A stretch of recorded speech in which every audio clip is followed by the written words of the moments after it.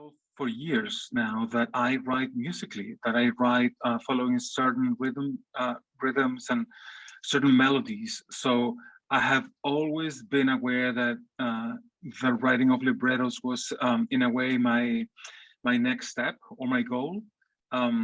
So I think that the fact that now someone is adding actual music to my previously musical words is just it feels like an achievement, like I finally got somewhere with my quote unquote musical writing, and it's just a joy to do it with you and with our collaborators.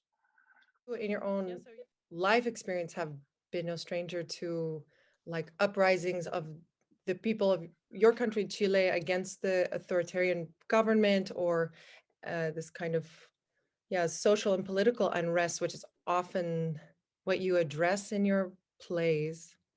But now you're a father of, now he's 2.5, or how old is he now?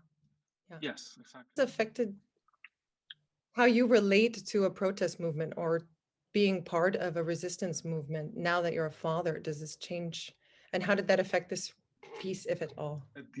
Towards the end of 2019, a huge sort of uprising, popular uprising revolution started here in Chile. And it was the epicenter of the whole movement was just a few blocks away from our apartment. So we felt that what was going on historically was very much part of our daily life, in that we could hear the protests every single day. We could hear the police attacking the protesters. We could actually smell the poison, actual tear gas that came in from our closed windows and doors. So it was a struggle to put a baby to bed in those conditions, but we wanted to participate in the protest anyway. So we could take turns to go out and then come back to take care of the baby, and then we go out, come back completely drenched in this poisonous tear gas, and then take a shower and go back to trying to put the baby to bed. So we were very much participants in the movement. But of course, we had to struggle, because one thing is to try to put the baby to bed with sort of normal noises from the outside. But when you have military helicopters flying over your apartment building, it's a different challenge. So it was a struggle, and we managed to put the baby to bed anyway, singing lullabies, singing whatever we could sing just to mask the noise coming from outside. So when we first talked about the possibility of developing this project Lullaby, I thought, well, in order for it to be really meaningful for me, it has to be connected to the actual experience we've had here in the last year, which is relationship between singing a lullaby for a baby for the baby to go to sleep, while managing our own anxiety about your country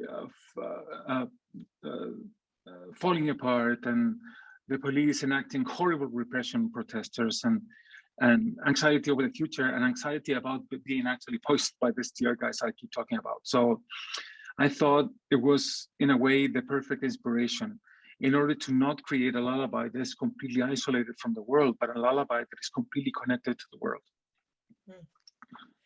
These are all kind of really heavy themes, and yet you decided to approach this sort of in a comedic way, there's this sort of light touch to the interactions and to how things resolve in the story.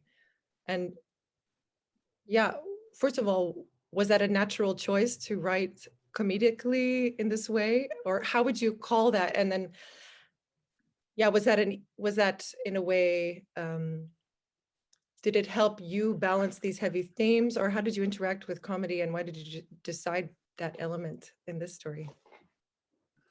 Well, there's two ways of thinking about it, I think. again, we started by a revolution here in Chile, which is a bloody horrible thing. Then we went into the pandemic. And then I turn on the news, and then I see all this incredible movement for the Black Lives Matter in the US and all over the world, actually. So those were 3 blows, but also they were those with optimism, because it was a political movement. Yeah. I just couldn't write something to, I was going to write something anxious, of course, and concerned and painful in a way, but I had to add a sense of humor, because I needed for myself some sense of vitality. I couldn't paint sorrow over sorrow and anxiety. I had to find a way to overcome this, and I think we need comedy, and we need to be able to connect with the work of art with a sense of joy in comedy and laughter. So I decided definitely intentionally to do that. And the other aspect of this is that this is a lullaby, and everyone raising a baby, a toddler, knows that whatever is going on in the world, we are forced to smile and to sing, because that's what the baby needs. So even in pandemic, I know that the reality of every single parent has to be able to keep upbeat, isolate children from the horror that's happening outside, and trying to give joyful life also to these growing kids. So for those 2 reasons, I guess I forced myself to write this in a sort of comedic tone. And also, I would add that you are very funny, not only as a person but also as a performer, because you have like a wide range of emotion. You can be completely serious and deep and tragic even, but then in 1 second you can jump into complete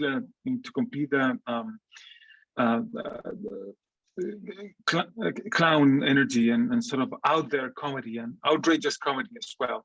So of course this piece was also written for you. Keep thinking about you as a performer.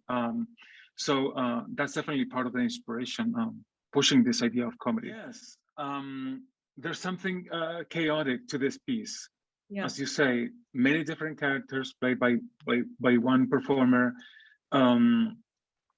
Also, the chaos, the chaotic relationship between the inside of the home and the outside, the reality of the actual protest going on. And also what's going on inside our heads. How do we sort of manage this sort of chaotic poles pulling us apart into different towards different directions? So that chaotic energy is definitely part of this messy comedy and very sort of challenging provocation for the composition of the music.